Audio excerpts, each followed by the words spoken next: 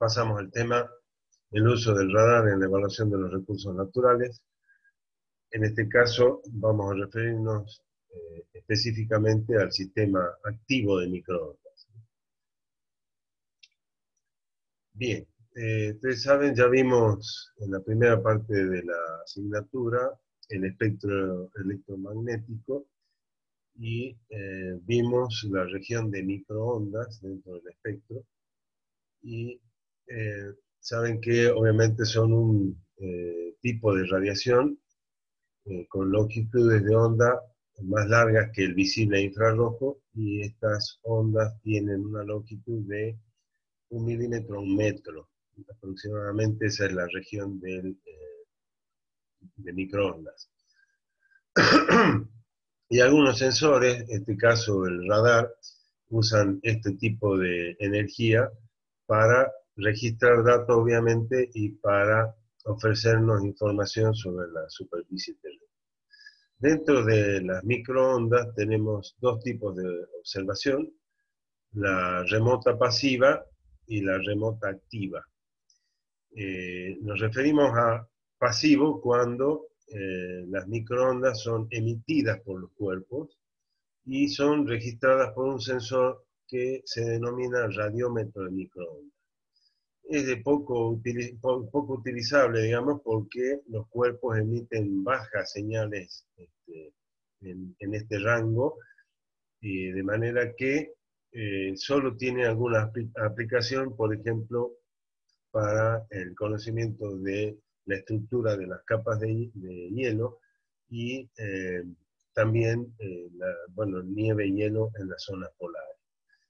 Mientras que la activa es cuando el sensor o el dispositivo emite y recibe ese haz de microondas, de manera que se habla de reflexión de los objetos iluminados. Tengan en cuenta que la iluminación para nosotros está obviamente vinculada con la región del visible, pero en radar se refiere también como los objetos iluminados por el haz de microondas. Entonces tengan en cuenta que es una forma de expresar, digamos, qué sector del terreno, en este caso, digamos, recibe la iluminación, o recibe las microondas, la señal de microondas, que luego son devueltas al sensor. El nombre de radar es en realidad un acrónimo que significa detección y medición por ondas de radio, que es lo que ustedes conocen también como telemetría. En realidad, originalmente, como vamos a ver, se usaban ondas de radio, o sea, ondas largas, mucho más largas que las microondas, para justamente este proceso de detección de objetos y medición, que es medición de la distancia a la que se encuentra el objeto a partir de la emisión de ondas de radio. Y luego se fue mejorando la capacidad de los sistemas para la utilización de las microondas. Pero el nombre quedó como radar. Entonces tengan en cuenta que actualmente el radar funciona en la región de microondas. Entonces, ¿qué es lo que se busca? Es que, obviamente, al ser una señal emitida por un dispositivo, esta es controlada perfectamente y de manera que se puede conocer, digamos, como se conoce perfectamente la longitud y el pulso con que se emiten esas microondas, es posible conocer también el retorno de la energía hacia el sensor, que funciona de las dos formas, o sea, como emisor y como receptor de la energía, para luego generar imágenes que se pueden interpretar, obviamente, para conocer la condición de la superficie terrestre. Eso no solo se puede configurar, digamos, en la longitud de onda, sino la apertura también del sector iluminado, el ángulo con que se emiten esas ondas, y la distancia respecto de los objetos que son iluminados, y la polarización del haz de microondas. De manera que, de acuerdo al objetivo que se persigue, se pueden configurar diferentes situaciones. Bien, entonces sabemos que las ondas en general, las microondas en este caso, se desplazan en el espacio con, digamos, dos ejes. Tenemos el campo eléctrico y el campo magnético. Y obviamente las microondas son, digamos, tienen el mismo comportamiento que el resto de las ondas energéticas o que componen el conocido espectro electromagnético. De allí viene el nombre de electromagnético, porque tiene esos dos campos opuestos, el eléctrico y el magnético. Y de allí también vamos a ver la posibilidad de, como les decía, perdón, la posibilidad de polarizar el haz, ya sea en uno u en otro sentido o dirección del campo. Bien, las microondas, digamos, tienen la posibilidad de registrar características como, por ejemplo, la naturaleza del sustrato, ya sea el suelo, la vegetación, el agua, la orientación de la topografía, o sea, el ángulo de incidencia entre el haz de iluminación y la orientación de la topografía, la aspereza, esto es ya el microrelieve o la rugosidad del terreno, el espesor de la cubierta, en algún caso inclusive es posible penetrar algunos centímetros en el suelo, o en la capa de manto orgánico, por ejemplo, el contenido de agua en el cuerpo y las propiedades dieléctricas, o sea, esa capacidad de conductor que tienen los cuerpos, y eso está vinculado con el aspecto mencionado anteriormente, que es el contenido de agua. Y otros, por supuesto, no solo el contenido de agua, otras características del objeto. Bien, entonces, habiendo hecho las diferencias entre, digamos, la posibilidad de registrar microondas de manera pasiva y activa, el radar es, por lo tanto, un sensor activo, o sea, que produce su propia energía o iluminación, denominada también de microondas, y la recibe también, como ya lo había comentado. Bueno, el radar se desarrolló en 1920, fíjense la época, y se utilizaba, seguramente han visto películas y otras referencias, para la ubicación de aviones y barcos enemigos, por supuesto, y la velocidad de desplazamiento de los mismos, porque se podía hacer un seguimiento. Entonces, lo que yo le decía, se usaban ondas de radio para este sistema radar. Posteriormente ya se desarrollaron los sistemas radar, pero para formación de imágenes, que en un principio no eran digitales, por supuesto, sino analógicos. Entonces, como se conoce perfectamente las propiedades de la radiación emitida, o sea, se puede manejar la longitud de onda, pero además sabemos que la velocidad de propagación es la velocidad de la luz, se puede medir con precisión el tiempo en que la onda demora en ir hasta el objeto y luego regresar. De manera que es posible calcular la distancia a la que se encuentran los objetos que son iluminados, digamos, por la antena del radar. Entonces, con eso es posible mejorar la resolución de los sistemas que forman imágenes. Otro aspecto muy importante del radar es que puede operar bajo cualquier condición atmosférica.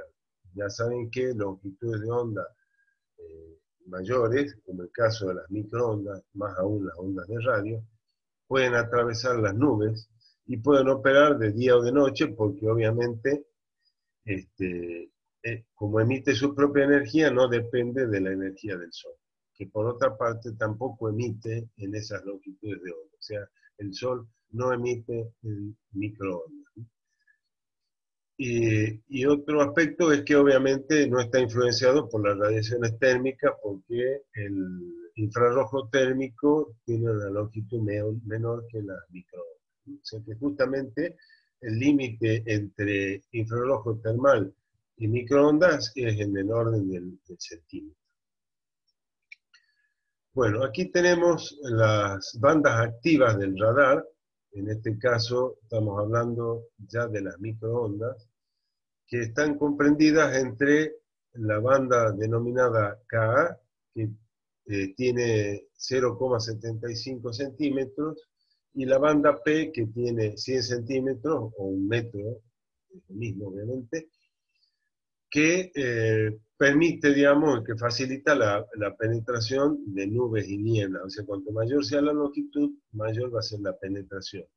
Si la longitud de onda ya es superior a 3 centímetros, la onda puede penetrar parcialmente nubes que son muy espesas, los cumulonimbus, por ejemplo, e inclusive atravesar el momento en que está ocurriendo una precipitación pluvial.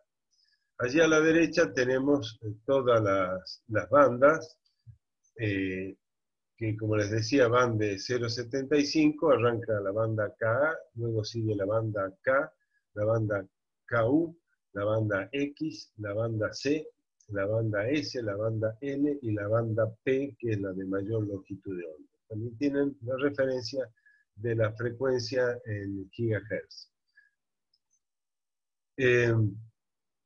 Para el caso de algunas aplicaciones, seguimiento de tormentas, tornados y demás, ahí pueden ver un avión que tiene montado una gran antena de radar, pero que son utilizadas, como les digo, para el seguimiento de estos fenómenos, que obviamente son muy importantes. Pero esas antenas de barrido circular tienen una pobre definición, dado que a pesar de que ustedes puedan ver que es un plato bastante grande, son relativamente pequeñas, porque eso afecta a la resolución, como vamos a ver más adelante. Entonces, para obtener una mejor resolución, estamos hablando de una resolución espacial, es necesario disponer de un sistema que tenga una apertura de antena, o sea, un tamaño de antena grande respecto a la longitud de onda que es irradiada, digamos, dentro de ese rango de los 0,75 a un metro de longitud de onda. Digamos, dicho de otro modo, la resolución de una antena de gran apertura es mayor que la de una antena de poca apertura, desde el punto de vista físico. O sea, una apertura pequeña tiene menor resolución, una antena pequeña tiene menor resolución que una antena grande. Eso ya lo vamos a ver enseguida. Entonces, ya dijimos que el radar posee una antena que funciona alternativamente, emitiendo y recibiendo los pulsos de las microondas, que se pueden polarizar de manera vertical u horizontal o en ambas direcciones, o sea, emitir en vertical y recibir en horizontal, y en el otro sentido también. La antena emite aproximadamente, fíjense, 1500 pulsos de la energía por segundo, y un pulso tiene una duración típica del orden de los 0,07 microsegundos. Recuerden que microsegundo es 10 a la menos 6 segundos. Cuando ese pulso o longitud, digamos, o energía llega a la superficie terrestre, esa energía se dispersa, se llama retrodispersión, también se conoce como eco, y parte de la energía va a volver hacia el sensor dependiendo de las características que tenga el sustrato o el objeto que esté siendo iluminado por la antena.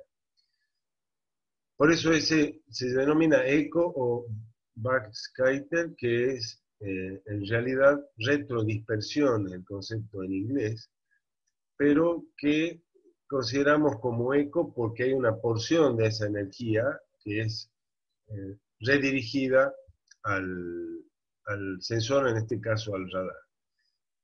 Entonces, esa señal, como les dije, puede tener una polarización específica o estar polarizada en las dos direcciones, o sea, emitirse en las dos direcciones, en los dos campos, eléctrico y magnético, o en uno solo de ellos, dependiendo del objetivo. Y también puede recibir, o sea, la antena puede estar configurada para recibir en una de las direcciones de polarización. Esos ecos o digamos, el retorno de la energía recibida por el sensor es luego digitalizada para generar una imagen. Esos radares pueden ser instalados, o sea, el radar puede ser instalado en un avión y se denominan aerotransportados, o instalados en satélites con el objetivo, digamos, de registrar características de la superficie terrestre o satélites de observación de la Tierra. Y, digamos, los satélites también poseen una antena que trabaja de la misma manera. Tanto aviones o aerotransportados, radares aerotransportados, como los montados en satélites, trabajan de la misma manera y se puede determinar las características físicas de la superficie terrestre o los objetos que se encuentran por encima de ella. El sistema más empleado desde un avión se denominaba o se denomina SLAR, que significa Radar de Visión Lateral Aerotransportado, eso es la sigla en inglés de Side Looking Airborne Radar, que es obviamente el radar aerotransportado de visión lateral. Siempre el radar trabaja con registro lateral, eso lo vamos a ver tanto para los aerotransportados como para los satelitales. Allí tenemos un ejemplo de un radar aerotransportado. Ahí vemos la aeronave y el sector iluminado, y ya vamos a empezar a reconocer algunos parámetros de los levantamientos basados en radar. Ahí tenemos un pequeño, no sé si ven el cursor, porción de semicírculo, que es el pulso del radar, o sea, el tiempo que se emite cada señal, o sea, un pulso del radar, la zona o el sector iluminado, y las dos direcciones en que se registra, y además vamos a distinguir las resoluciones. O sea, ahí tenemos la apertura de la zona iluminada y la dirección longitudinal, ahí dice de la pista, pero en realidad la dirección de vuelo, y la dirección transversal. Vamos a ir viendo cada uno de ellos.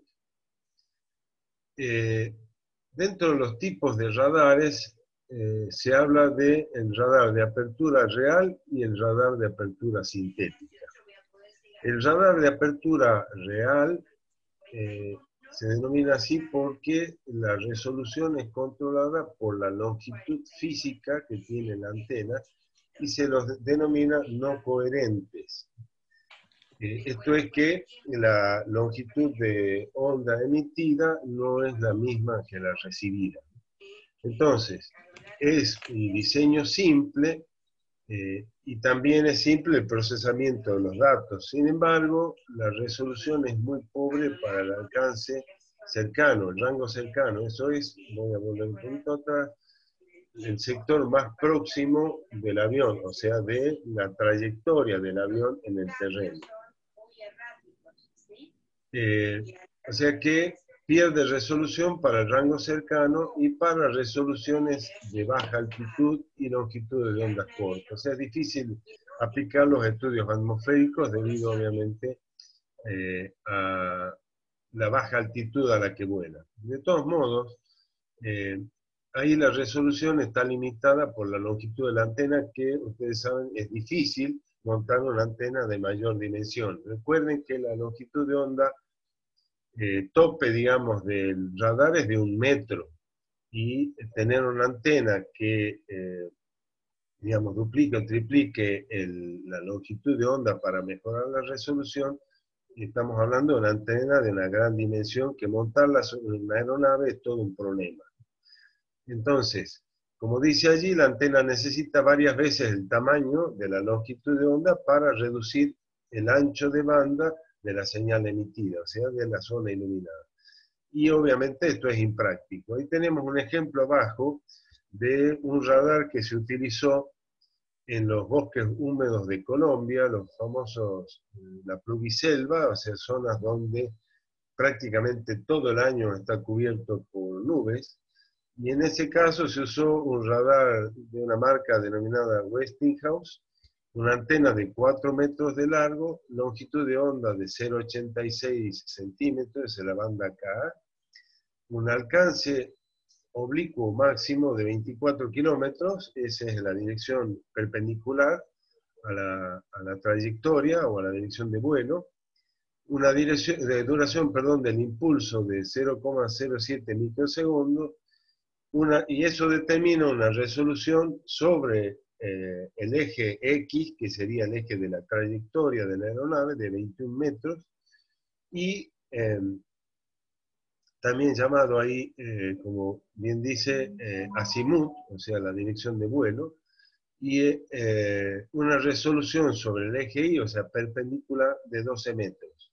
O sea que ahí esa resolución depende del pulso, o sea, del tiempo que dura cada impulso emitido y obviamente recibido. Y eso hasta los 16 kilómetros de distancia. Ese levantamiento se realizó a una altura de vuelo de 6.000 metros y se obtuvieron imágenes con una escala de 218.000. O sea, es la única forma de poder obtener imágenes en sectores donde las condiciones meteorológicas no permiten usar, por ejemplo, los barredores multiespectrales, porque obviamente lo único que se vería es la cobertura de nubes.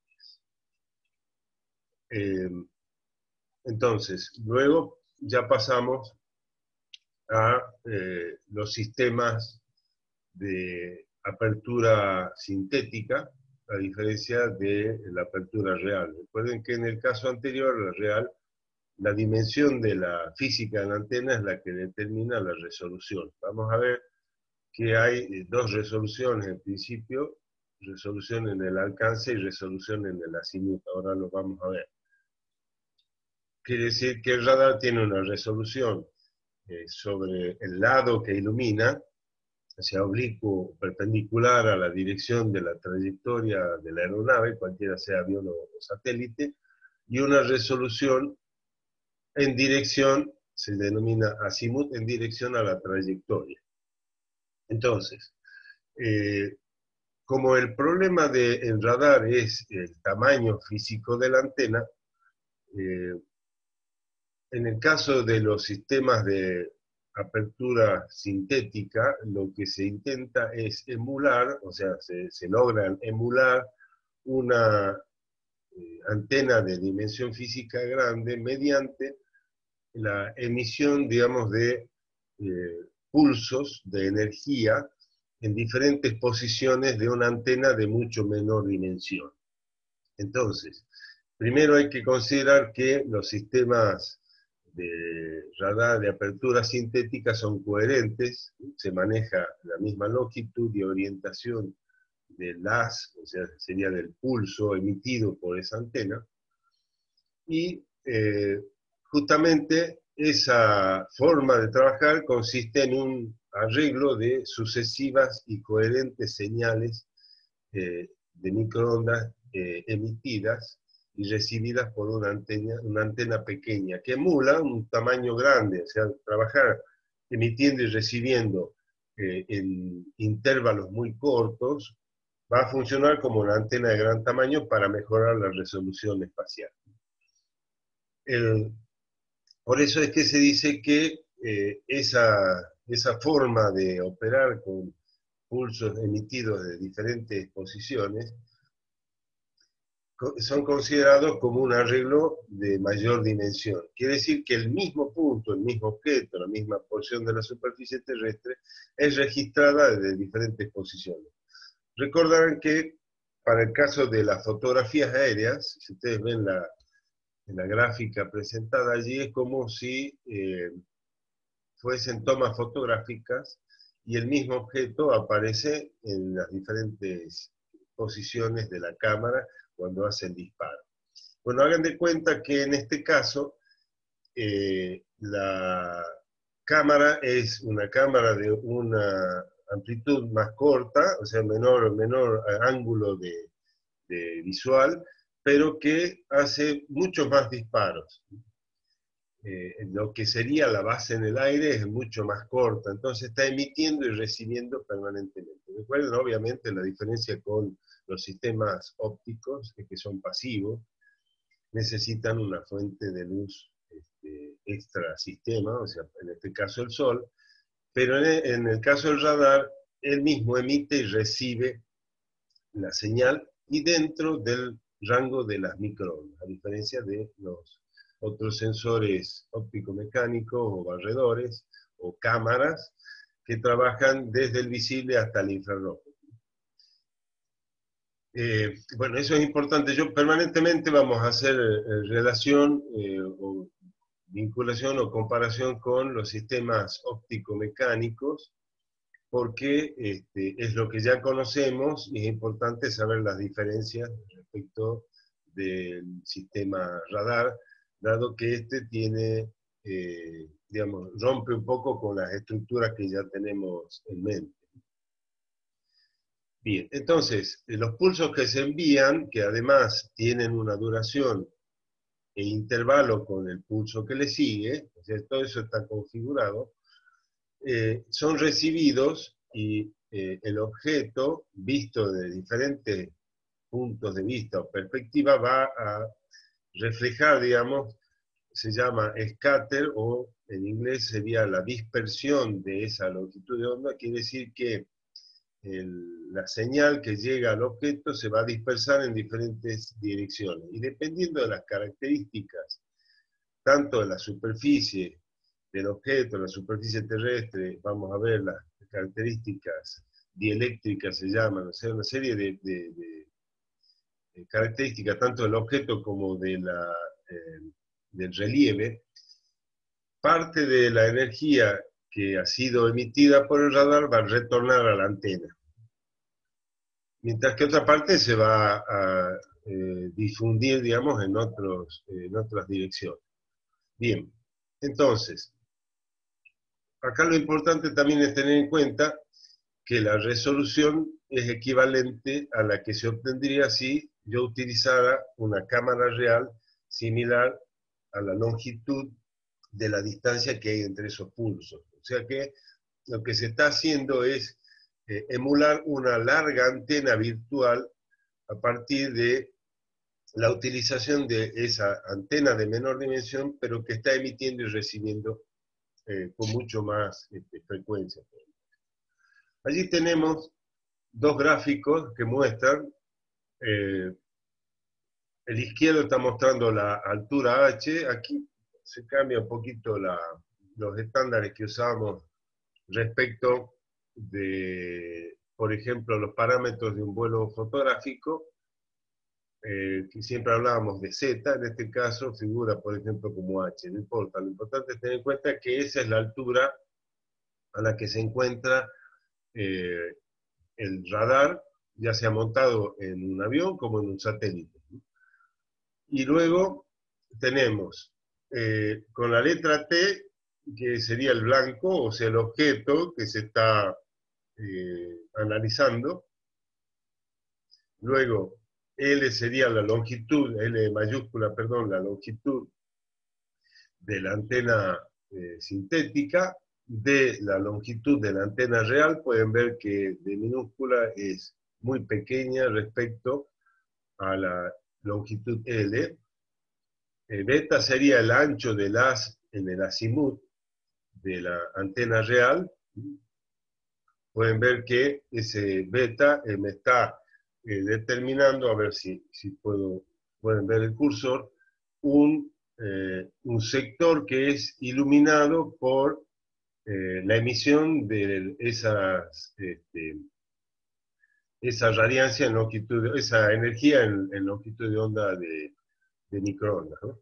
Pero la antena pequeña tiene esa apertura e ilumina ese sector. Pero como la antena obviamente está montada sobre la aeronave y esta se mueve, la antena está haciendo disparos, podemos decir, o pulsos con una determinada duración y además con un intervalo. Entonces esa energía va hacia el objeto y retorna.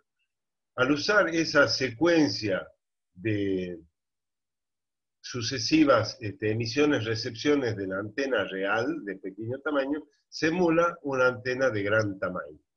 Entonces, ahí podrán ver, además, lo dice en el texto, que la resolución del sistema radar, una de las resoluciones, es controlada por la longitud del pulso, o sea, el tiempo de duración. Recuerden que se emite y esa energía va y vuelve a emitir, o sea, hay permanentemente emisiones. Tenemos que tener en cuenta primero la longitud del pulso, o sea, el tiempo que dura el pulso, pero además el intervalo entre pulso y pulso. Y el ancho del haz proveniente de la antena, o sea, tenemos dos resoluciones. La longitud del pulso va a determinar la resolución en la dirección de propagación de la energía. Eso es lo que se llama la dirección del alcance. Ahora después vamos a ver otra gráfica en la que van a entender mejor. Quiere decir que pulsos más cortos van a dar lugar a una resolución alta en la dirección del alcance. Recuerden, hay dos direcciones. La de la azimut, que corresponde al eje X, que es la línea de vuelo. Y una resolución en el alcance, se llama alcance inclinado, que es perpendicular a la trayectoria de la aeronave y obviamente del radar. Entonces, la resolución en ese alcance, que puede ser alcance cercano, alcance lejano, lo vamos a ver porque hay un sector iluminado, el haz se emite de manera inclinada. Entonces tenemos una porción que es más próxima y otra porción que es la más alejada del radar. Esa resolución, digamos, lateral sobre el sector iluminado, la define la duración del pulso y el intervalo entre pulsos. Mientras que la resolución en la dirección que se desplaza la aeronave va a estar dada por otro aspecto que tiene que ver con la amplitud de la señal. Entonces, el ancho del haz que proviene de la antena, fíjense el gráfico de arriba, va a determinar la resolución justamente en la dirección de vuelo, o sea, el eje X, llamada azimut. Azimut en el sentido que, recuerden que azimut es el ángulo respecto al norte, o sea, la dirección que se está moviendo, ya sea la aeronave o el satélite. Ya vamos a ver las inclinaciones que tiene respecto, por ejemplo, como vimos para los satélites Landsat, Spot, toda esa serie de satélites que tienen, mejor dicho, los barredores multiespectrales, que tienen un ángulo, son cuasi polares las órbitas. Bueno, en el caso del uso de radar, también vamos a tener una inclinación para los satélites, y en el vuelo fotográfico con un avión también tendremos una dirección de la trayectoria. Recordarán que serán líneas de vuelo y ya vamos a ver cómo es la configuración. Entonces, ese ancho de iluminación que provee la antena va a determinar justamente la resolución en la otra componente, en el otro eje, que es el eje X o azimut. Justamente la amplitud de la señal es directamente proporcional a la longitud de onda. O sea, cuanto mayor sea la longitud de onda, mayor va a ser el área iluminada. El sector va a ser más amplio. Pero eso es inversamente proporcional a la longitud de la antena. Quiere decir que una antena más pequeña en realidad va a generar, va a permitir una longitud de onda mayor y una mayor amplitud de la, del área iluminada. Entonces, esto que decimos significa que la resolución en la dirección del azimut se va a deteriorar, se va a perder, digamos, con la distancia a la antena. Eso es lo que vamos a entender ahora en la siguiente página o presentación. Bien, entonces, digamos que en el caso, para hacer la analogía, como decíamos, con los sistemas óptico-mecánicos, la resolución, en el caso de los sistemas ópticos, depende de la distancia focal. Recordarán para el caso de las cámaras fotográficas. Es decir, que una focal más larga tiene una mayor resolución porque uno ve con mayor detalle. Esto está vinculado con la escala. Recordarán que la escala en una fotografía, por ejemplo, aérea, estaba vinculado con la altura de vuelo y con la distancia principal o distancia focal del sistema óptico, de la parte óptica de la cámara.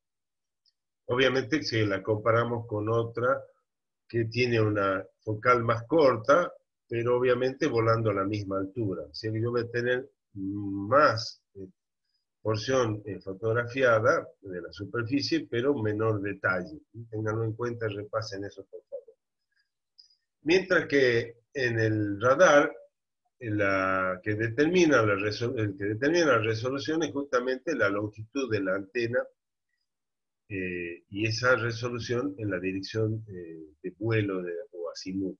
Ahí tenemos que tener en cuenta que, como vemos en la gráfica, tenemos dos resoluciones, que ya las mencionamos. Uno en el eje Y, que es el perpendicular, el que está en la gráfica que está a la izquierda, que depende del pulso y del intervalo entre esos pulsos.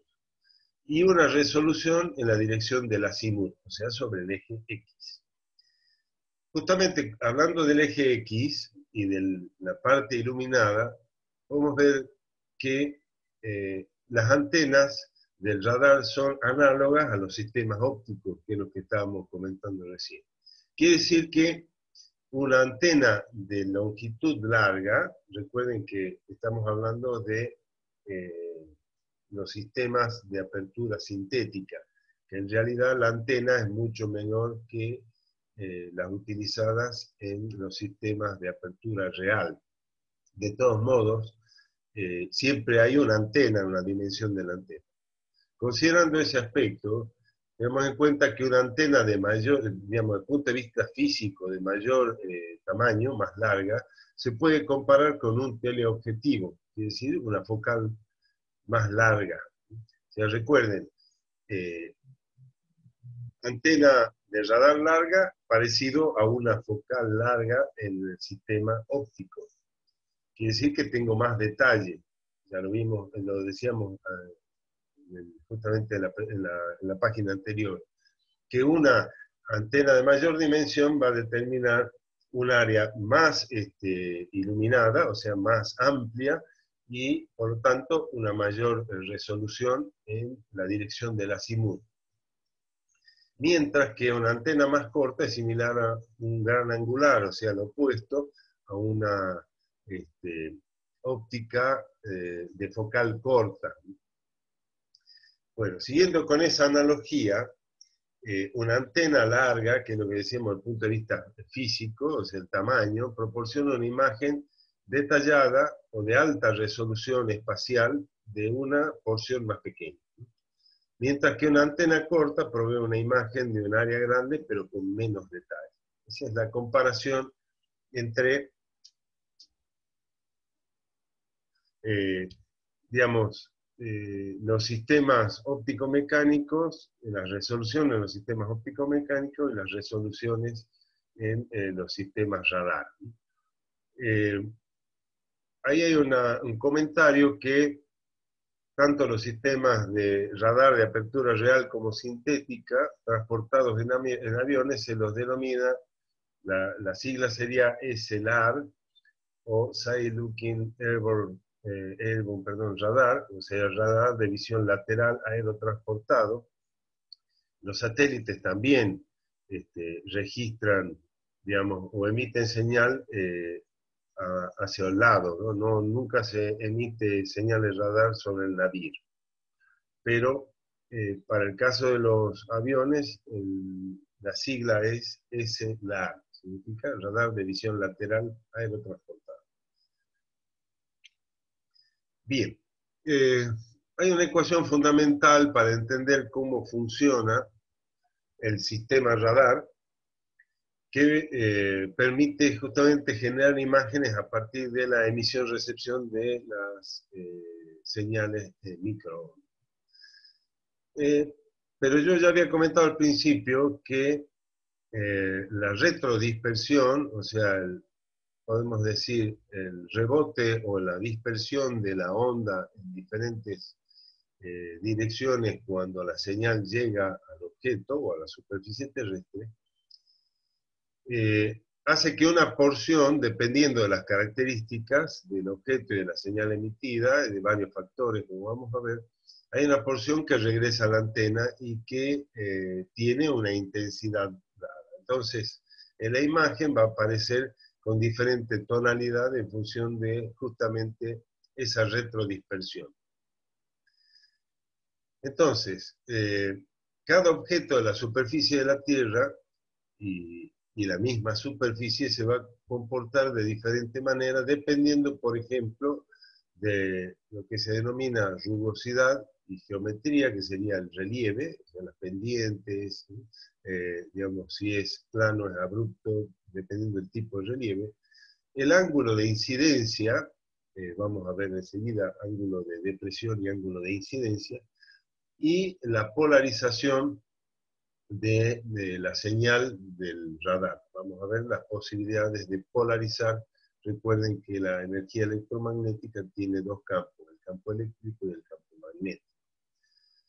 Entonces, que cada cuerpo también va a ser, digamos, representado en la imagen resultante dependiendo de un coeficiente promedio que también incluye la capacidad de conductividad de la energía por parte del cuerpo. Entonces, la energía retrodispersada, o la potencia de esa energía, o la potencia retrodispersada que se mide en watts por metro cuadrado, después de la medida de la potencia, es función de, primero, obviamente, la potencia con que emite el radar, también en la misma unidad, un factor de ganancia de la antena, que eso está vinculado con el ángulo tridimensional, tanto θ, que corresponde, ya vimos, la dirección del azimut, y φ, que depende, perdón, del alcance. Ahora eso lo vamos a ver con un poquito más de detalle. La longitud de onda, obviamente, de la, digamos, o la banda dentro del espectro de las microondas, ahí tengamos en cuenta que tanto la ganancia como la longitud de onda están al cuadrado, y luego lambda, que sería la sección eficaz de retrodispersión. Esto depende de lo que ya comentábamos, tanto de la rugosidad del material, las condiciones dieléctricas que tienen que ver con el contenido de humedad, y las características propias del objeto, por ejemplo, si es metálico, digamos, las capacidades para conducir electricidad o energía, ¿no? La pendiente y el aspecto que tiene el relieve. Eso es lo que se llama sección eficaz de retrodispersión, también lo vamos a ver. Y la distancia entre el sensor y la cubierta. O sea que va a depender si el objeto se encuentra o la superficie se encuentra más cerca o más lejos de la antena. Tengan en cuenta allí que, por un lado, 4 veces pi, recuerden el número pi, está elevado al cubo, y que la distancia está elevada a la cuarta potencia, y está en el denominador. Quiere decir que, justamente, cuanto mayor sea la distancia, más se resiente la potencia retrodispersada. Quiere decir que cuanto más alejado esté el objeto de la fuente emisora, que en este caso es el radar, menor va a ser, obviamente, y dependiendo de las características del objeto o la superficie, la energía que va a retornar hacia la antena del radar. Bien, entonces tenemos la geometría de la emisión, digamos, de la energía hacia la superficie y obviamente su retorno a la antena. Primero, importante tener en cuenta obviamente estos aspectos de la geometría, que en cierto modo son sencillos porque es trigonometría, y tenemos que tener en cuenta, ya vimos, H siempre hace referencia en este caso a la altura a la que orbita la plataforma, ya sea satélite o la aeronave, el avión, sobre la superficie terrestre. Aquí también vamos a hablar de un plano o superficie de referencia, como en el caso de las fotografías, que sería el plano sobre, digamos, la altura promedio sobre la que se encuentran los diferentes objetos que están siendo iluminados.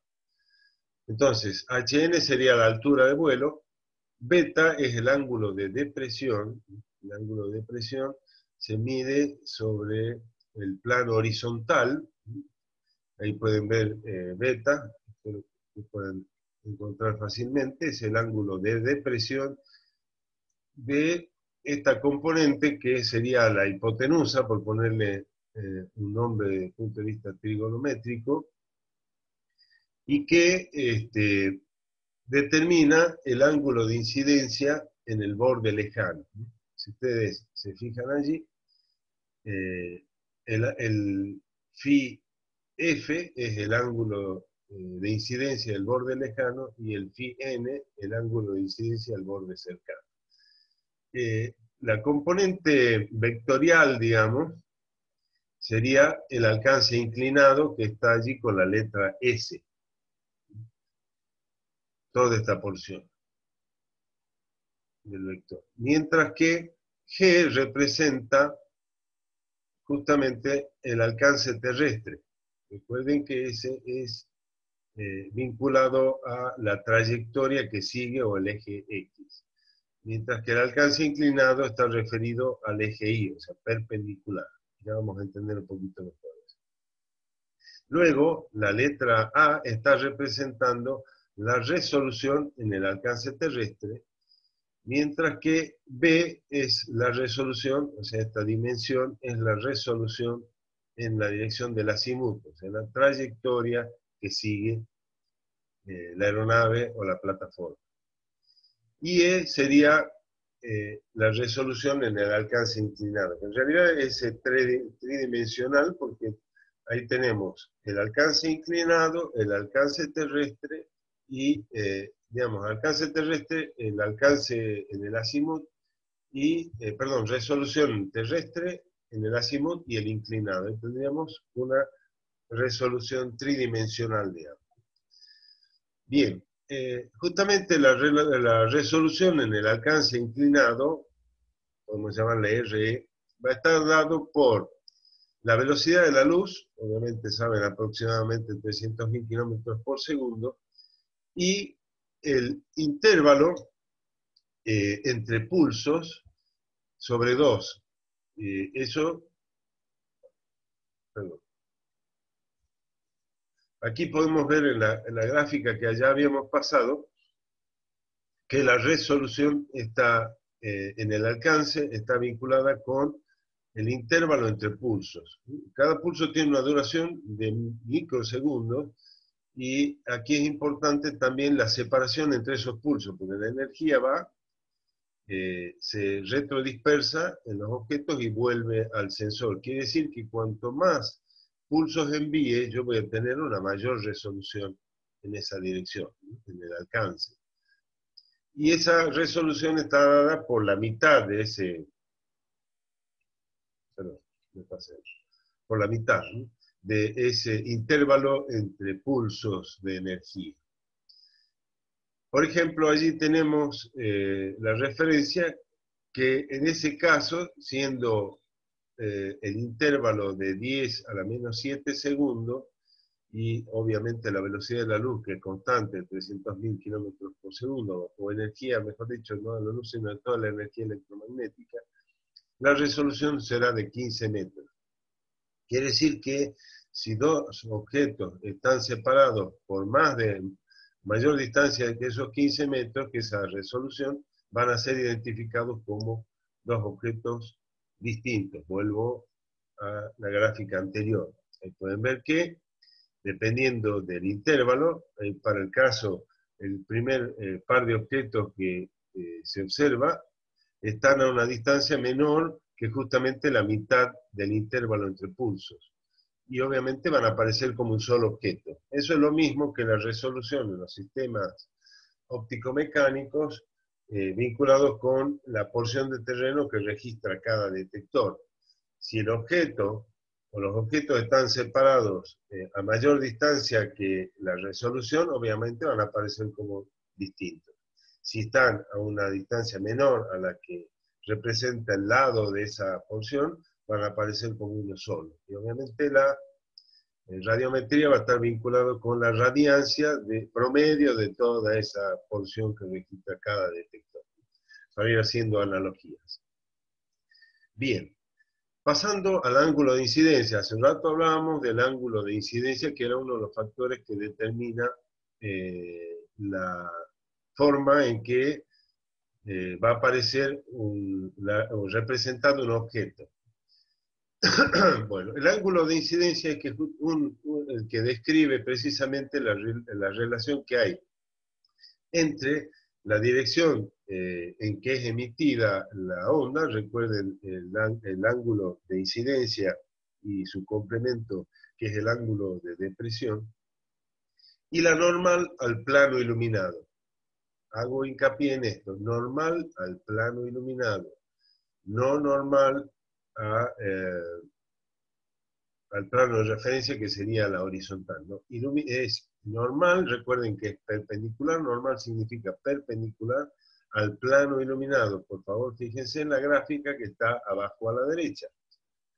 Si yo considerase un plano de referencia, la normal al plano de referencia, que es un plano horizontal, sería la vertical, ¿de acuerdo? En este caso es normal al plano iluminado, porque en la primera gráfica de arriba a la derecha puede llevar a esa confusión. Entonces, la relación entre la dirección con que se emite la señal y la normal al plano iluminado, porque si es una ladera, pues será perpendicular a la ladera. Esto difiere con lo que veíamos para el caso de las cámaras fotográficas. Entonces, específicamente, como dice ahí, es el ángulo entre la señal del radar y un objeto en la superficie terrestre. Y ese ángulo de incidencia ayuda a determinar el aspecto, o sea, cómo va a aparecer, ya les decía, cómo va a ser representado el objeto en la imagen. Debido a que los satélites obviamente orbitan a mucho mayor altura que las aeronaves, recuerden que las aeronaves están volando a alturas en el orden de los 4, 5, 6 kilómetros, y mientras que los satélites están orbitando a 700, 800 kilómetros. En el caso de los satélites que portan radares, tienen una altura de órbita en general superior a los 800 kilómetros. Entonces, ese ángulo de incidencia varía menos, que lo que tenemos ahí en la gráfica a la izquierda, a mitad a la izquierda. Tiene mucho menor, primero, el ángulo de depresión es mayor, el ángulo de incidencia es menor, y por lo tanto la variación en el ángulo de incidencia es menor que en el caso de los aerotransportados, que en general es mucho mayor el ángulo de incidencia. Justamente haciendo referencia al ángulo de incidencia, la relación entre el ángulo de incidencia y la normal, como decíamos, al plano donde está el objeto o el mismo objeto, puede determinar, digamos, puede tener influencia en la determinación de un píxel en la imagen. Quiere decir que yo pueda reconocer algún objeto que tiene una situación particular. Por ejemplo, caso de árboles, rocas y otros, por ejemplo, edificios, otras estructuras, crean justamente cambios en el ángulo de incidencia local, porque si están ubicados sobre una ladera o sobre una terraza o sobre un valle, entonces la aparición de esos objetos, o de un árbol o de un grupo de árboles o de roca expuesta, lo que fuese, hacen cambiar el ángulo de incidencia local. O sea que van a resaltar respecto del entorno que sería el valle, la ladera, perdón, el relieve de que se trata. Entonces, en general, la reflectividad va a decrecer con el aumento del ángulo de incidencia. Es decir, que para un ángulo de incidencia mayor, la respuesta de la señal que es emitida por el radar va a ser menor, o la retrodispersión va a ser menor.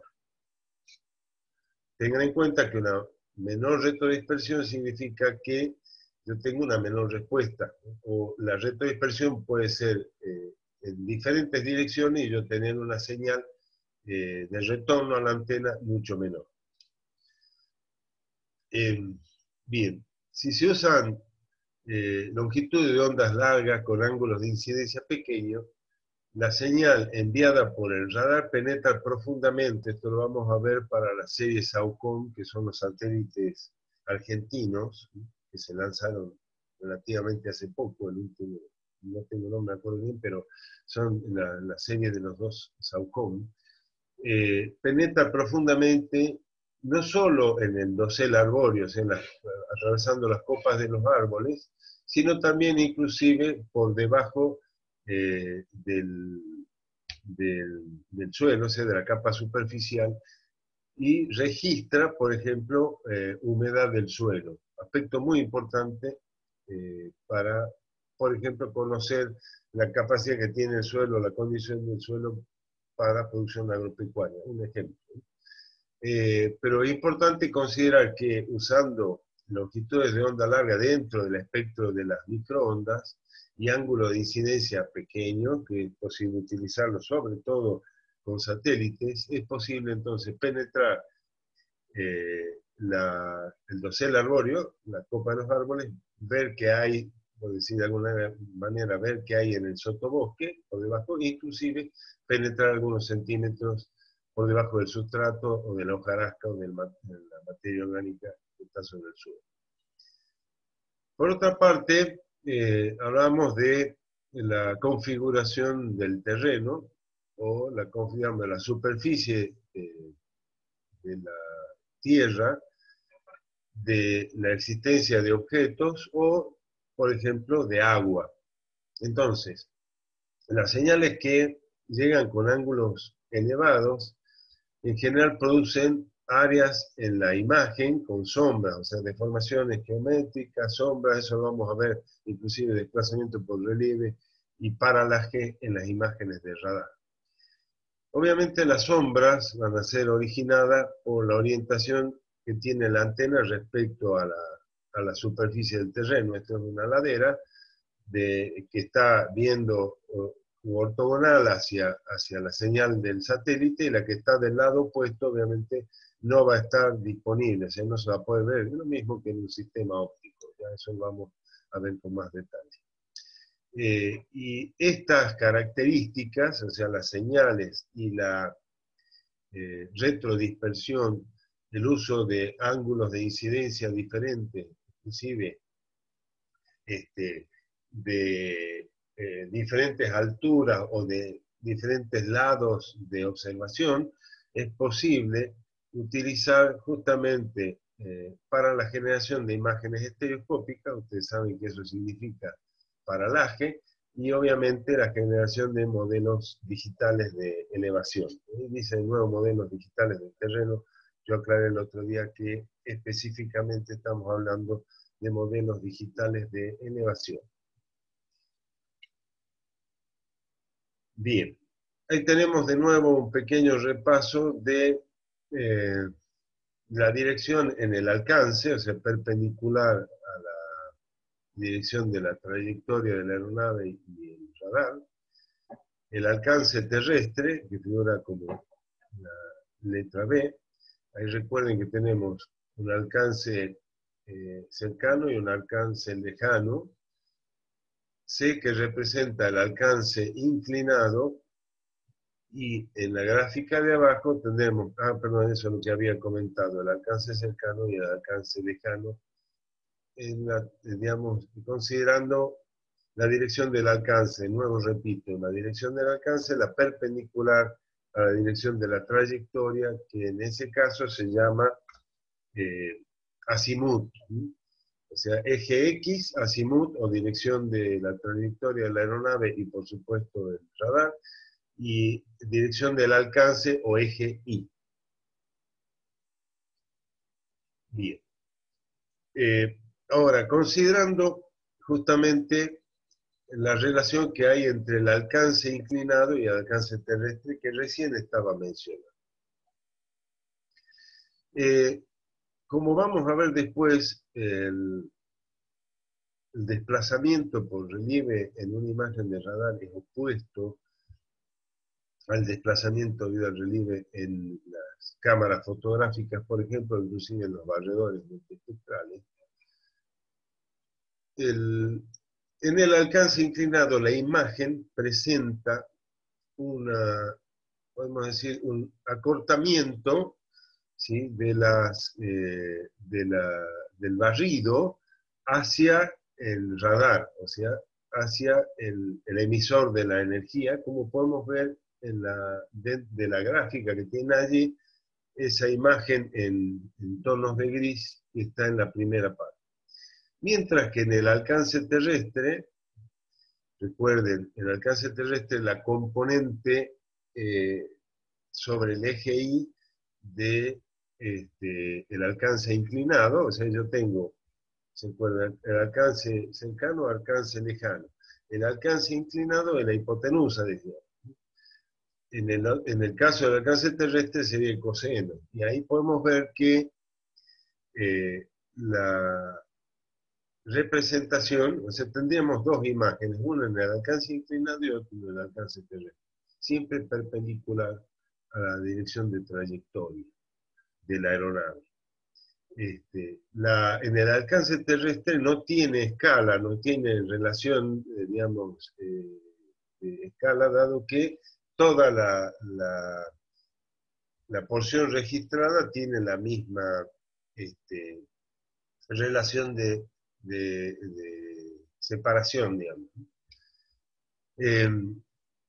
Justamente, ya les decía que el desplazamiento debido al relieve es una de las características de las observaciones con radar, obviamente, en terrenos accidentados, en terrenos con relieves pronunciados. Ese efecto es análogo, pero inverso, a la distorsión de la perspectiva que está presente en una fotografía aérea, digamos que inclinada o inclusive en la porción lateral de una visión vertical. Entonces, allí podemos ver que para el caso de un terreno accidentado, en la gráfica que está abajo a la derecha, lo que está representado, por un lado ahí es la amplitud de la señal, que obviamente es un cono, se va extendiendo a medida que me acerco a la superficie, y el intervalo, perdón, la duración del pulso, que está en color rosado, y con una flecha, con un vector, o sea, que indica la dirección de la señal del radar. Como podrán ver, primero la señal va a llegar al punto más elevado, al punto A, luego al punto B y luego al punto C. Quiere decir que la señal retrodispersada va a retornar primero la que impactó con el punto A, luego con el punto B y luego con el punto C. Entonces, lo que vamos a tener es, por un lado, como decía, un alcance inclinado con un acortamiento, o sea, variación en la escala, y un alcance terrestre donde no vamos a tener esa situación. Es como una proyección ortogonal, perdón, de el alcance inclinado sobre el terreno. Bien, entonces, tengamos en cuenta que justamente las imágenes generadas en la dirección perpendicular, volvemos a decir, la dirección del alcance, presenta una perspectiva invertida. Dijimos que ya que los objetos aparecen desplazados hacia la antena en función de la altura que tengan, es lo que conocemos como desplazamiento de relieve. En cambio, las imágenes en la dirección paralela, o sea, a la línea de vuelo, no van a tener perspectiva, o sea, ahí no tengo cambio de perspectiva de ningún tipo, se representan tal cual la separación que tengo. Entonces, por un lado, la escala y apariencia de la imagen del radar en el alcance inclinado está determinada por la velocidad de la luz, porque dijimos que depende del pulso y del intervalo entre pulsos. Mientras que la escala y apariencia en la dirección del azimut, o sea, sobre la dirección de la trayectoria, pero en su representación terrestre, viene dada por la velocidad del avión. Allí podemos ver cómo se puede calcular tanto el alcance inclinado como el alcance terrestre. El alcance inclinado, dijimos, la hipotenusa. Recuerden la relación de la hipotenusa al cuadrado es igual a la suma al cuadrado de los catetos, lo que está representado en esa ecuación. Nada más que para despejar el alcance inclinado, lo que debo hacer es sacar la raíz cuadrada o elevar a la 1/2 la suma cuadrada de los catetos I y HN. Mientras que para el alcance terrestre, este está determinado por la distancia I sobre el eje I, y aquí, en vez de ser la suma, va a ser la diferencia entre la hipotenusa al cuadrado y la altura de vuelo al cuadrado, obviamente raíz cuadrada de A. Y también se puede calcular como el coseno del ángulo beta, que recordarán es el ángulo de depresión, y eso es igual a I sobre S. Bueno, antes de hacer, bueno, seguimos un momentito más. Ahí tenemos las celdas de resolución en la dirección del alcance inclinado y en la dirección del azimut. Tengan en cuenta que allí tenemos las dos direcciones. Resolución R, N sub R, digamos, que sería en el alcance inclinado determinado, dijimos ya, por la velocidad de la luz, o sea, el intervalo entre pulsos, mientras que la resolución en la dirección del azimut está dado por la velocidad del avión, en realidad, digamos, la apertura, la longitud de onda. O sea, hay el otro aspecto que vincula en la resolución en el azimut o en la dirección de la trayectoria. Bien, entonces habíamos hablado hace rato de la polarización de la señal de radar en microondas. Ya es conocido, ya lo mencioné, lo vimos anteriormente también. La señal de cualquier onda electromagnética tiene los campos eléctrico y magnético. En los sistemas radar es posible manejar esa polarización, o sea, utilizar polarización que se denomina semejante, cuando la señal, tanto emitida como recibida por el radar, tiene la misma polarización, sería horizontal HH o vertical BB, o usar una polarización cruzada. Esto es cuando la señal emitida, tanto emitida como recibida, puede ser horizontal vertical o vertical horizontal. O sea, el mismo sensor puede emitir en una polarización y recibir en otra. Esa polarización cruzada, ya que tiene múltiples interacciones con los objetos y el tipo de relieve que se trate y la rugosidad, resulta en una señal más débil cuando retorna a la antena del sensor, en este caso el radar. Por lo tanto, normalmente los radares aerotransportados utilizan esas polarizaciones cruzadas, dado que los objetos o la superficie está más próxima al sensor. Y veíamos que la distancia justamente hace que la señal sea de menor intensidad. Mientras que la polarización semejante es la que se utiliza en los radares transportados en satélites, ya que se obtienen mejores imágenes y vinculados justamente con con ese parámetro que es la distancia a la que se encuentra la superficie observada y en este caso el satélite o la plataforma. Bueno, la polarización es establecida a partir de una configuración del radar y esta puede ser ajustada, como les decía, para emitir con una polarización y recibir en la polarización opuesta. Y esa reflectividad o retrodispersión de la microonda depende justamente de la relación entre el tipo de polarización y la estructura geométrica. Y en la gráfica podemos ver la relación entre los componentes de la superficie terrestre y la diferente polarización, ya sea vertical u horizontal. Y todo va a depender del objetivo que se persigue. Además de, como decíamos, la utilización de la polarización cruzada en los radares aerotransportados, mientras que la semejante en los radares montados sobre plataformas espaciales.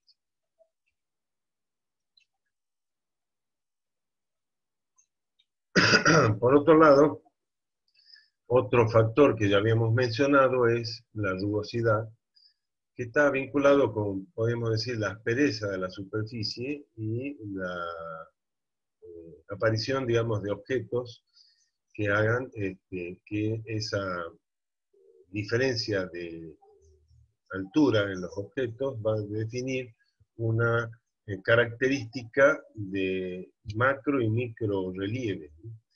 Entonces, por ejemplo, la superficie es lisa, como en el caso del agua calma, se hace la aclaración que es agua calma porque si hay viento, digamos, se produce el oleaje y eso hace que la superficie sea más rugosa. En el caso de que la superficie sea, por ejemplo, agua calma, que no tiene prácticamente micro diferencias en altura, la reflexión va a ser especular, o sea que no va a volver de ninguna manera, que no va a retornar a la antena la señal emitida por el radar. Y en este caso, la relación entre la rugosidad y la longitud de onda está dada por 1/8 de la longitud de esta, o sea, la longitud de onda. Quiere decir que una superficie va a parecer lisa si las variaciones de altura sobre la superficie son más pequeñas que 1/8 de esa longitud de onda. Ahí podemos ver en la gráfica 3 situaciones. Cuando la altura es menor a 1/8 de la longitud de onda, en ese caso dijimos que la señal no retorna a la antena. En el segundo caso tenemos un intervalo de la longitud de onda entre 1/8 y 1/2, y ya tengo el efecto de retrodispersión, o sea que hay una pequeña porción que va a retornar a la antena. Y en el último caso, si la altura, digamos, de la rugosidad o de las diferencias en el relieve son superiores a la mitad de la longitud de onda, voy a tener una más fuerte retrodispersión, quiere decir que voy a tener un retorno más intenso hacia la antena del radar, más brillante la representación del objeto en la imagen resultante. Por otro lado, también habíamos mencionado las condiciones dieléctricas de la superficie, que eso está vinculado con las propiedades de conducción o reflexión de un cuerpo, normalmente muy relacionado con el contenido de humedad. Quiere decir que a mayor contenido de humedad, mayor va a ser la retrodispersión. Pero no solo vinculado con el contenido de agua, que es conductora, sino el agua que es conductora, sino para el caso de superficies metálicas, que obviamente a pesar de no tener contenido de humedad, son importantes conductores y por lo tanto tienen un valor de retrodifusión o retrodispersión más elevado, van a aparecer en colores más claros en la imagen. El suelo y otros materiales, por ejemplo roca expuesta, secos, que no tienen humedad, tienen valores de retrodispersión entre 3 y 8, mientras que la constante dieléctrica para el agua es de 80. No estamos hablando de agua libre, o sea, de agua, de una superficie lisa del agua que no tiene, digamos que la reflexión es especular. Estamos hablando de contenido de agua. Entonces, digamos, la presencia de agua en el suelo, obviamente en la vegetación en buen estado, va a tener una alta retrodispersión o retrodifusión y por lo tanto una mayor intensidad de retorno de la señal hacia al sensor, ¿no? Entonces, casi siempre, obviamente, la vegetación, estamos hablando de vegetación sana, en buen estado, tiene una mayor respuesta respecto a los suelos descubiertos y secos, ¿no?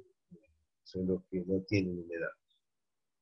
Entonces, la condición de humedad de los suelos puede inferirse en función de la retrodispersión, o sea, comparando una misma condición, el mismo suelo en diferente condición de humedad. Ahí tenemos una imagen que corresponde al municipio de Virginia en Colombia y se puede destacar con alta reflectividad, por ejemplo, el casco urbano, que es una estructura de materiales combinados, obviamente, y, por ejemplo, el puente, las casas, los bordes de carretera, entre otro tipo de infraestructura. Y fíjense, el agua libre en el río aparece de color oscuro porque digamos, la señal es reflejada de manera especular y no retorna a la antena. También podemos ver el efecto de las sombras que vamos a tratar enseguida. Bien, entonces, una comparación entre las cámaras fotográficas o los barredores y el radar para la detección de objetos. Ahí podemos ver que hay una similitud entre una señal emitida por el radar, siempre lateral como dijimos, y la posición de dos objetos que están en el mismo plano, que se presenta ortogonal a la señal. Quiere decir que la señal o el impulso del radar va a llegar al mismo tiempo a ambos objetos que están allí en la gráfica, representados por esos dos puntos oscuros, negros, ¿no?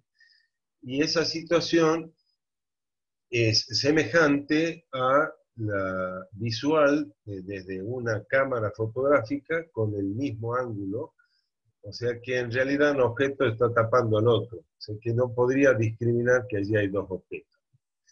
Entonces, en consecuencia, la perspectiva de las imágenes de radar es análogo a una cámara fotográfica si esos objetos se encuentran sobre el mismo haz, o sea que uno, como les decía, está tapando al otro. Y en el caso del radar, están ubicados sobre el mismo plano perpendicular. Desplazamiento de hidrorrelieve. Ya habíamos dicho que en el caso de las imágenes de radar, el desplazamiento de hidrorrelieve es opuesto al que ocurre en una cámara fotográfica. En una cámara fotográfica, el desplazamiento de hidrorrelieve dijimos que es radial, ¿sí?, en la imagen fotográfica, y que y se incrementa con el radio a partir del punto nariz. Es algo que ya vimos en fotogrametría. Mientras que en el caso del radar, como el objeto, la parte superior del objeto recibe la iluminación primero que la parte inferior, el desplazamiento va a ser hacia la imagen, hacia la trayectoria, o sea, hacia el radar. Quiere decir que los objetos más elevados van a aparecer inclinados de manera opuesta a la que ocurre en una cámara fotográfica. Hay que tener en cuenta además que la representación está comprimida hacia el alcance inclinado, o sea que inclusive las pendientes aparecen más notables o más resaltadas hacia el borde cercano justamente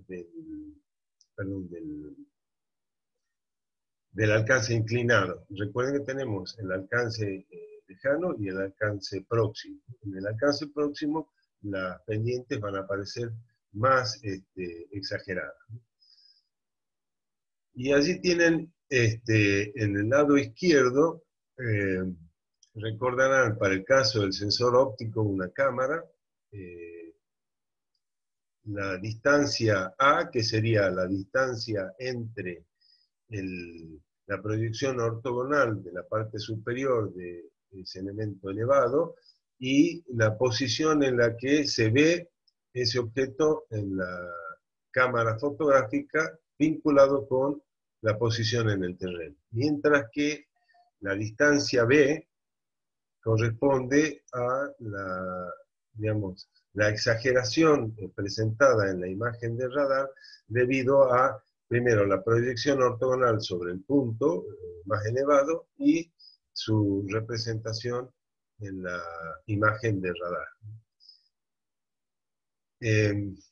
Ahí tenemos un comentario en la parte de abajo, dice que por lo tanto un ángulo de vista n, recuerden ese sería el ángulo de incidencia, menor que 90 grados, obviamente, y empleando un sistema de apertura real, tiene aproximadamente el mismo efecto que un ángulo equivalente de 90 menos n, que es el ángulo de incidencia, para la visión óptica oblicua en una cámara fotográfica aérea.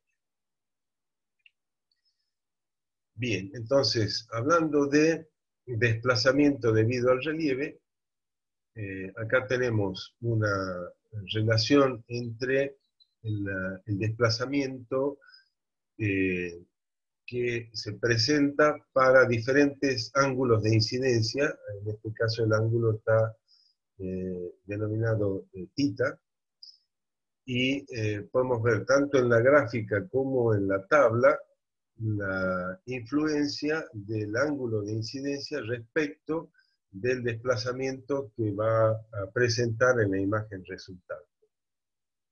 Tenemos entonces una parte elevada, que es la cima de la montaña, una superficie de referencia que ustedes la conocen como plano de referencia, es lo mismo.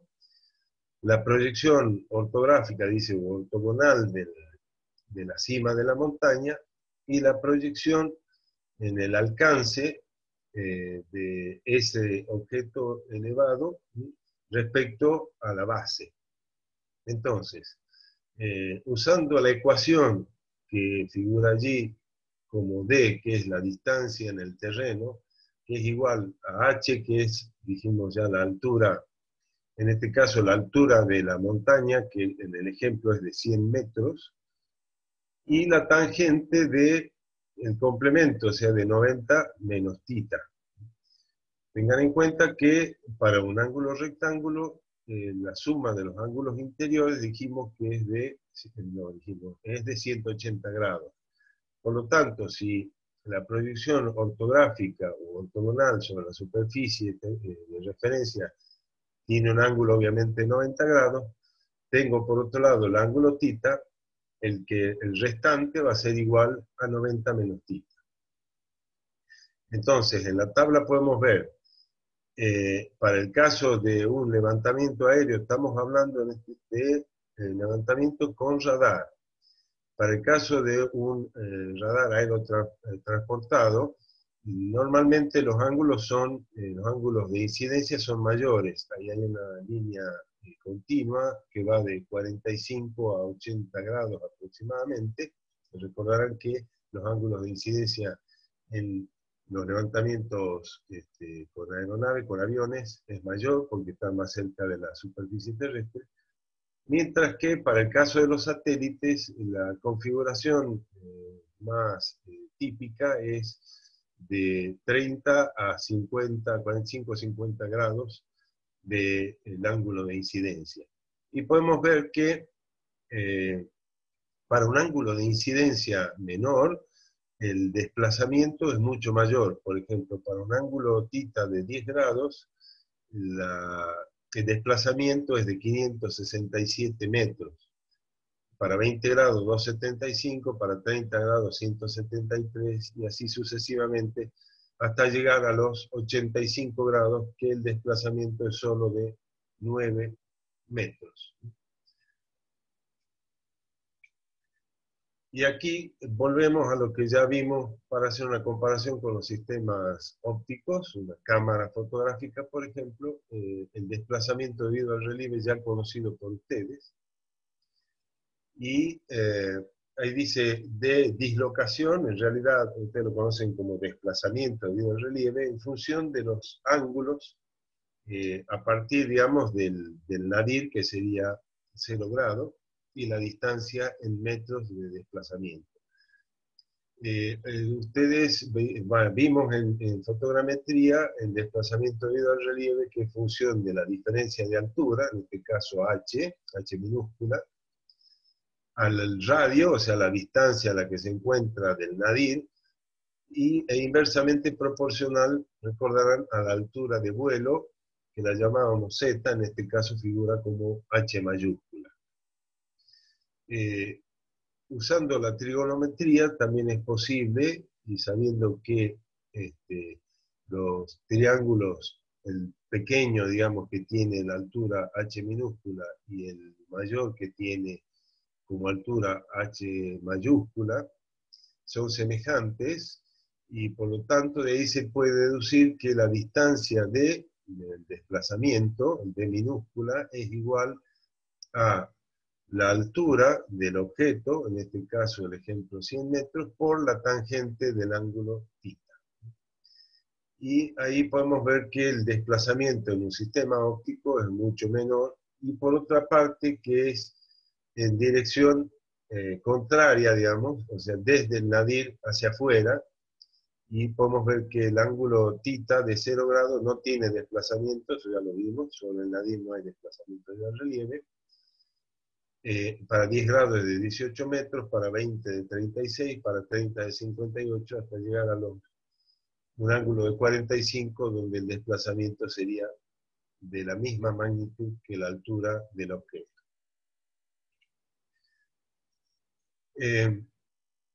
Otro aspecto que ya mencionamos es la sombra, que ocurre siempre también en los sistemas ópticos como las cámaras fotográficas, ya sea digitales o analógicas.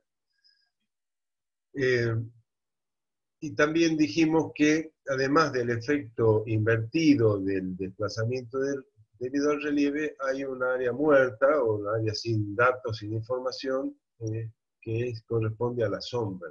Obviamente allí no hay registro de dato alguno porque no hay reflexión, no hay retorno a la antena de la señal. Esa sombra suele ser de mayor magnitud que en las fotografías aéreas, porque el ángulo de incidencia en el radar normalmente es mayor. Entonces, por lo tanto, voy a tener el efecto de la sombra más importante en el caso del radar. Y como ejemplo tenemos ahí sombras provocadas en la serranía de la Macarena. Esos son los llanos orientales en Colombia, algo así como la zona chaqueña nuestra, esto es en latitudes superiores. Y en la imagen fue obtenida por el programa ProRadar, ya vamos a ver de qué se trata, y a una escala de 1 en 200.000. Obviamente la trayectoria de la aeronave era hacia el este. Si esa imagen estaba orientada con el norte hacia arriba, como corresponde, el radar estaba pasando del lado este de la imagen. Por lo tanto, las sombras se producen hacia la zona occidental. También es importante ver la diferencia de la rugosidad del terreno, que es notable en la imagen, ¿no? Podemos diferenciar zonas más escarpadas respecto a zonas más planas y con cierta rugosidad. Otro aspecto considerado en las imágenes de radar, también en las imágenes de sensores ópticos, pero en radar esto es más notable, igual que el caso del desplazamiento, que se denomina escorzo. Esa era una técnica muy usada por los pintores renacentistas, por hacer una referencia, muy usada porque en general a las personas, a los objetos, principalmente a las personas, se las pintaba, o sea, las representaba en la pintura, digamos, ubicadas de costado, o sea, de lado hacia el observador, de manera que se resalten más digamos, las relaciones de distancia próximas al observador. Entonces, el escorzo es ese término referido a un cuerpo que se ubica de manera oblicua o perpendicular al observador o al que está viendo la imagen. De manera que, para el caso de las imágenes de radar, y tomando en consideración, por ejemplo, un relieve que tiene la misma pendiente en ambas laderas, o sea, la ladera de un lado y del otro, podrán ver que la pendiente aparece más exagerada del lado de la antena del radar, o sea, del lado de la iluminación.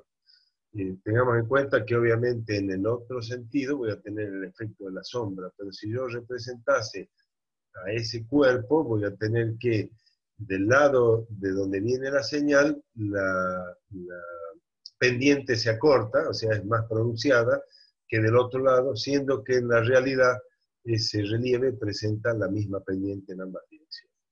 Entonces, el máximo escorzo va a ocurrir cuando el relieve es pronunciado y ortogonal a la dirección de iluminación del radar. Eso ya lo vimos en las páginas anteriores. Para obtener información sobre la diferencia de altura de los objetos, o sea, para generar modelos digitales de elevaciones, dijimos que es necesario disponer de paralaje. Y las paralajes están asociados con los desplazamientos del objeto por tener una diferencia de altura respecto a un plano de referencia o superficie de referencia, ya sea por encima o por debajo de este. De manera que, como podemos ver allí, hay un procedimiento para ver en estereoscopía o para obtener paralajes en las imágenes de radar y por lo tanto poder generar esos modelos digitales de elevación. Para un primer caso, tenemos el ejemplo de que se vuelan dos fajas paralelas a igual altura, pero de diferente lado del objeto. O sea, la gráfica que está a la izquierda, y tenemos entonces radar de un lado y la pasada del radar desde el otro lado. Eso normalmente ocurre, por ejemplo, para los radares montados en plataformas espaciales, para el nodo descendente y luego el nodo ascendente. O sea, la misma porción de terreno es vista desde dos lados a una misma altura y con el mismo ángulo de incidencia.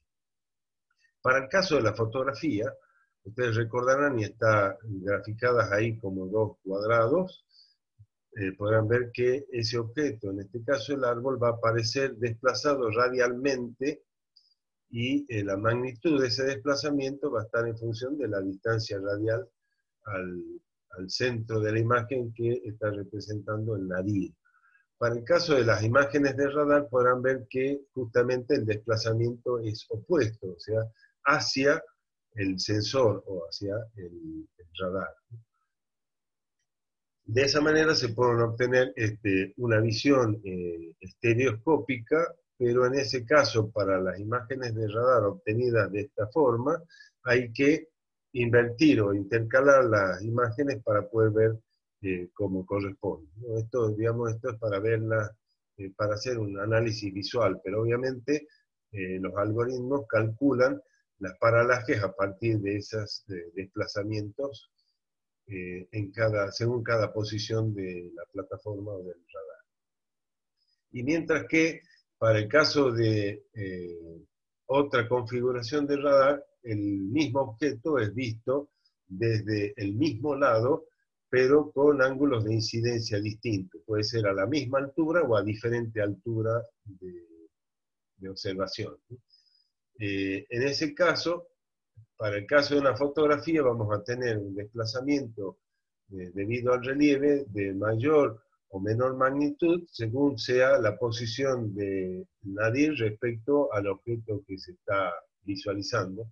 Ahí hay un pequeño error en la fotografía derecha. En realidad debiera estar desde el, digamos, considerando el nadir, ahí está mal ubicado el árbol en la segunda fotografía. Bueno, en la primera también, porque tendría que ser una dirección radial. Pero yendo a la imagen de radar, podemos ver entonces que en ambos casos el desplazamiento es hacia el sensor, hacia el radar, y ahí las imágenes se observan como han sido obtenidas. Pero siempre tengamos en cuenta que se utilizan paralajes para calcular la diferencia de altura entre los objetos. Bien, esa estereoscopía con radar, para el caso de los radares ubicados sobre plataformas espaciales, sobre satélites, se usan una serie de configuraciones según el tipo de relieve o de rugosidad, podemos decir, del terreno, inclusive los objetos ubicados sobre la superficie. Ahí tenemos disparidades radiométricas, disparidades geométricas, para tipo de relieve plano, ondulado o montañoso. Y lo que quería mostrarles en realidad es el tipo de configuración del registro digamos, del retorno a la antena de la radiación retrodispersada, según usando lados opuestos, como podemos ver ahí, dice compromisos, y configuraciones estereoscópicas para el caso del programa RadarSat. Vamos a ver, voy a pasar un momento a la siguiente, esas siglas que ven ahí, F, está vinculado con el ancho de visual, digamos, o el ancho de iluminación, y los grados de incidencia. F significa, digamos, la cercanía, está vinculada con la letra F, y S significa estándar, o sea, F es un producto cercano, de resolución fina, y ese es el estándar, con 7 haces. En el otro caso tenemos varios haces con ángulos de incidencia aproximados de, digamos, el cercano y lejano, para las dos posiciones. La resolución nominal, para el caso del modo fino, de 8 metros en el terreno, un área aproximada de 50 por 50 kilómetros, y número de observaciones en dos productos para, digamos, que significa radar de apertura sintética georreferenciado con resolución fina, es la sigla SGF, mientras que SGX significa un producto de radar de apertura sintética georreferenciado, pero con resolución extra fina, o sea, mayor resolución. Volviendo a la anterior, entonces tenemos varias configuraciones para lado opuesto con ángulo de observación pequeño. Ahí tenemos S1 ascendente y S1 descendente para la primera.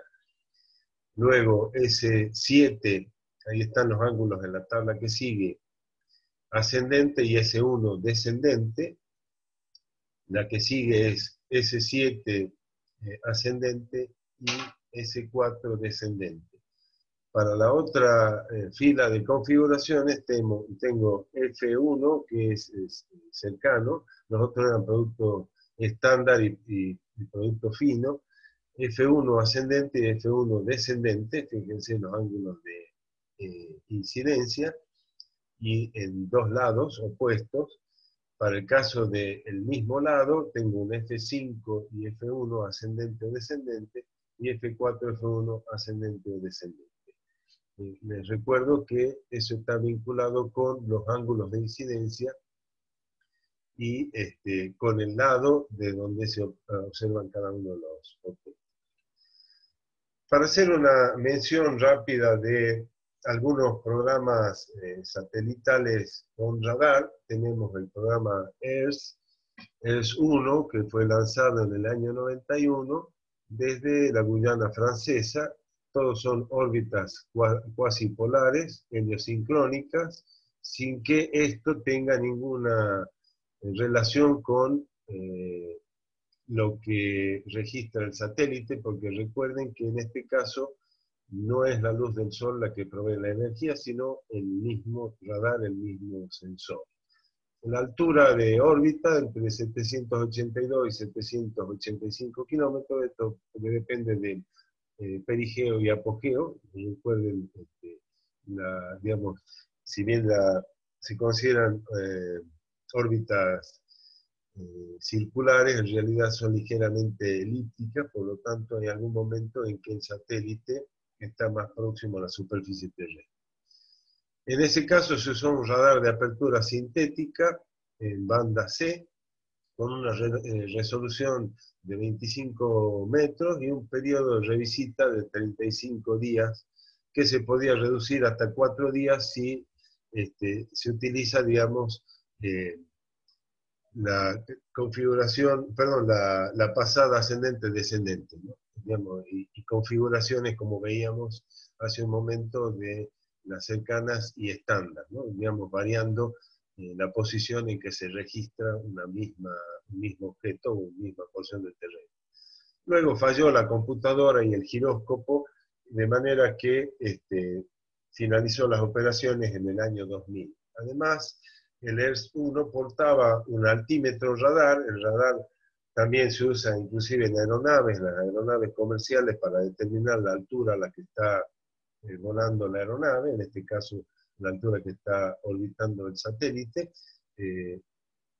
Usaba una banda Q también de microondas.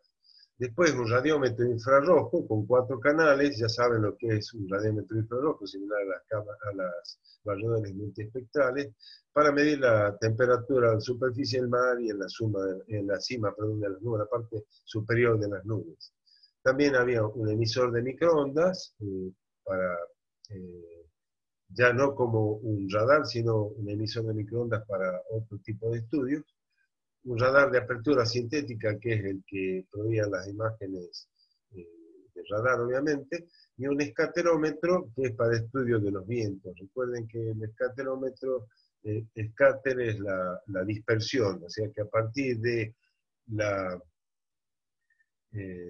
digamos, modificación del contenido de particulado en la atmósfera por el efecto de los vientos, es posible estudiar la dirección, trayectoria y velocidad digamos, de desplazamiento de las masas de aire en la zona baja de la atmósfera terrestre. Después apareció el ERS-2 en el año 95, perdón, también lanzado desde Kourou, la Guyana francesa. Ahí se le adiciona un experimento que se llamó GOM, o monitoreo experimental global del ozono, y un espectrómetro de absorción. Esto recordarán en las clases de química, que se utilizan los espectrómetros para ver el contenido de diferentes compuestos en alguna solución, por ejemplo. Bueno, esto tiene la misma finalidad, nada más que en el caso de la atmósfera. Compartía el mismo plano orbital, o sea, estaban opuestos, trabajaban en tándem, recuerden, uno detrás del otro, pero opuestos, de manera que pasaba por la misma zona que había recorrido el día anterior el ERS-1. Luego, de nuevo, problemas con el giróscopo. Recuerden que el giróscopo es el que permite que el sensor se encuentre, dependiendo obviamente, digamos, que la plataforma esté normal al plano horizontal, quiere decir que esté mirando al nadir, pero por supuesto la antena del radar tiene una inclinación porque sabemos que mira con un ángulo de incidencia.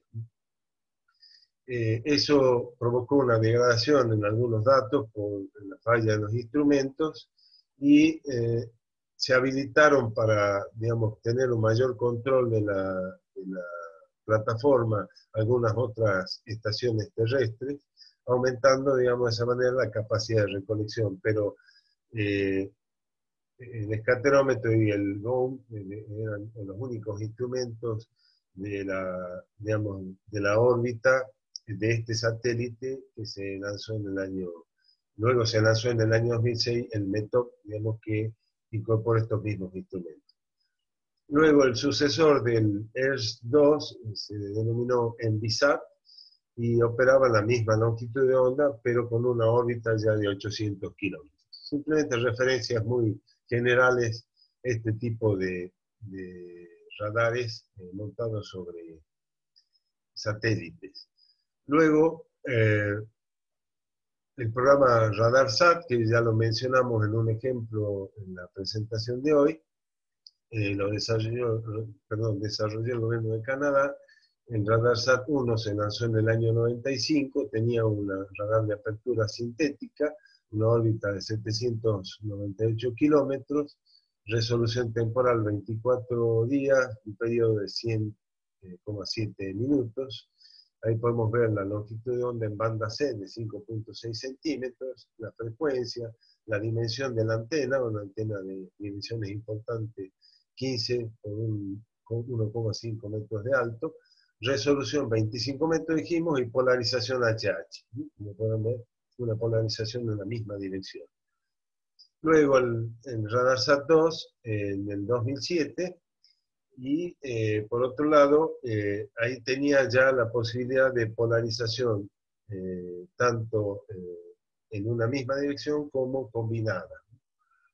Y digamos, una de las aplicaciones más importantes fue el proyecto de radar geométrico del Amazonas, que ya lo mencionamos, que se denominó ProRadar, y que cubrió una superficie de aproximadamente 4 millones de kilómetros cuadrados, que sirvió para el estudio de las alternativas de traza de la autopista transamazónica, dado que no es posible registrar la superficie en esa zona de la pluvicselva. Después, este es un importante proyecto denominado SNTM, que es el transbordador espacial, denominado el SATEL, que en realidad es el que, digamos, llevaba toda la carga útil que es el radar, dos radares en realidad. Este programa se lanzó en el año 2000, pero requirió poco tiempo porque fue desde el 11 a mediados de febrero, o sea, en pocos días, se hizo el levantamiento del relieve de la superficie terrestre de parte, porque obviamente no, las órbitas son cuasi polares, entonces con una inclinación de 57 grados permitió cubrir la superficie terrestre, que está entre los 60 de latitud norte y 56 de latitud sur, que constituye aproximadamente el 80% de la superficie de la Tierra, ¿no? Para obtener las imágenes, este transbordador espacial disponía de dos radares, uno ubicado sobre, digamos, el cuerpo del transbordador, y otro en la sala, digamos, la playa de carga, el sector de cargas del transbordador, y otro sobre un mástil ubicados, perdón, de 60 metros largo, que estaba fuera de la nave. Eso se desplegaba en el momento que estaba orbitando para hacer el levantamiento. Digamos, ese sistema fue probado, por supuesto, antes en el año 94, y tenía dos radares, un CIR-C con una banda C, y el XR con una banda X, o sea, un radar de apertura sintética, y justamente para poder registrar lo que se denomina, para usar, perdón, lo que se denomina interferometría, que es obtener el registro de la misma porción con dos radares, y ahí se estudian las fases de la señal y la diferencia, digamos, lo que hablábamos antes de el estudio del relieve o el cálculo de diferencia de altura en base a paralajes a través de esta interferometría. Y finalmente, voy a referirme muy poco al tema del SAOCOM. Es muy importante para nosotros porque tenemos la misión SAOCOM 1A y 1B, ya está operando también el 1B, no lo pude actualizar a esta presentación, pero SAOCOM significa Satélite Argentino de Observación con Microondas. Son dos satélites, ya les dije el SAOCOM 1A, que fue lanzado en el año 2018, y el SAOCOM 1B, si mal no recuerdo, el año pasado tuvimos el privilegio de ver el lanzamiento exitoso del SAOCOM 1B. Todos, digamos, estos satélites fueron desarrollados por la CONAE, la Comisión Nacional de Actividades Espaciales. Vamos a ver otras empresas y empresas vinculadas, digamos, al desarrollo tecnológico espacial de la Argentina. Lo importante es que está equipado, mejor dicho, con un radar de apertura sintética polarimétrico en banda L. Ahí tienen toda la configuración podemos ver, por ejemplo, que permite orientación de observación hacia los dos lados, una resolución espacial de 10 a 100 metros según el modo en que se adquieren las imágenes, un ancho de barrido de 20 a 350 kilómetros, o sea, de faja de registro, los ángulos de incidencia entre 20 a 50 grados, bueno, rango dinámico son los decibeles, de menos 35 a 5 decibeles, y exactitud de posición, la posición digamos, determinada de la plataforma, 25, 70 o 90 metros según se hagan los cálculos post proceso, digamos, o en el momento en que está pasando el satélite. Y otros datos que ya vimos, por ejemplo, órbita heliosincrónica, altura de vuelo o altura de órbita 620 kilómetros, la hora local en el nodo descendente son las 6 de la mañana, el tiempo de revisita de 16 o 8 días para la constelación. Recuerden que un satélite sería 16 días, dos satélites opuestos 180 grados serían 8 días.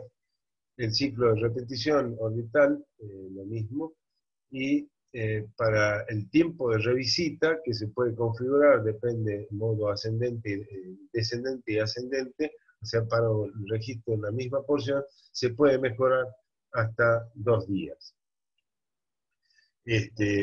Bien. Ahora, SAOCOM 1A, como les decía, fue desarrollado y fabricado por la Comisión Nacional de Actividades Espaciales, la CONAE, de nuestro país, junto con otros organismos y empresas. Ahí tenemos la Comisión Nacional de Energía Atómica y, lo más importante, el INVAP, que es una empresa contratista del proyecto, y también la participación de numerosas empresas de tecnología, porque de la Agencia Espacial Italiana, que tienen mucho conocimiento sobre el uso de radar. Y por otro lado, los satélites SAOCOM van a conformar un sistema ítalo-argentino para la gestión de emergencias. La sigla es SIASGE, o sea, SIASGE, que va a permitir que la constelación opere en banda X y en L, y digamos, uno detecta más la rugosidad y el otro tiene mayor penetración. Eh, ese sistema así, de satélites para la gestión de emergencia es muy importante para el caso de que ocurran, por ejemplo, accidentes en alta mar o inclusive otras situaciones digamos, de ocurrencia de algún fenómeno que es posible hacer el seguimiento a partir de los satélites, todos con radares.